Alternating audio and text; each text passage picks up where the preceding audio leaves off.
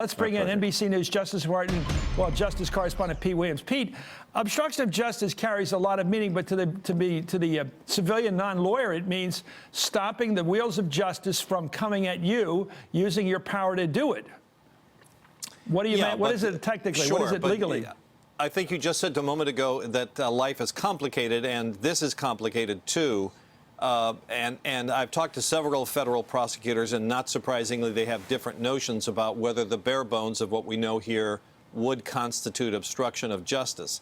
The central thing here is that, unlike many federal statutes, the obstruction statutes don't have a specific intent element. Instead, what they say is that where they supply it is they say whoever corruptly tries to influence a federal investigation. That's the key word, corruptly.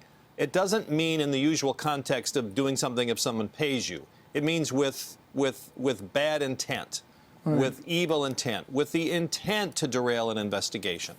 And simply by the president's words that have been explained to us by people familiar with this memo, I sure hope you can let this thing go. He's a nice guy. You know, why don't you let it drop? Or it wasn't even that explicit. It was I sure hope you can find your way to let this go. A, does the president realize that what he's doing is improper?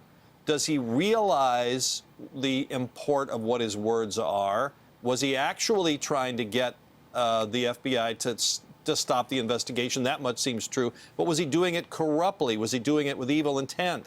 That's a very hard question to answer at this point, and that's why you get so many different opinions about whether this is obstruction or not. It's in the mind of the person who did what was done here, and you know, we're a long way from knowing the answer, is the simple way to put it. Yeah, but one thing we know is they were both on the same page, because they both knew that Trump was thinking about whether continuing the service of that FBI director or not.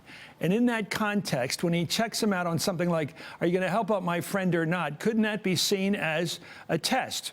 If you do this, I'll keep you on. I won't find cause to get rid of you, because he did find cause through Rosenstein, the deputy AG, to get rid of him. But he did, apparently, all the reporting we're getting is he went out and found cause because he didn't want him there because of other reasons. Assumedly, the reason he gave, which is this Russian thing, which he said was the reason he got rid of him. So what you've just laid out is a plausible case. But a couple of things to note about that. The president has said that when he had dinner with James Comey, that Comey asked to have the dinner because he wanted to stay on. What we've been told by friends of Comey is that he didn't ask for the dinner, and that the subject of his staying on wasn't what they talked about. So whether James Comey knew as he sat there that the president was thinking about canning him, we just don't know the answer to that question. I'm sure it occurred to him. He thought this was wrong enough to memorialize in the files, but what you've just laid out is, I suppose, a plausible case if the evidence supports it. We just don't know that yet.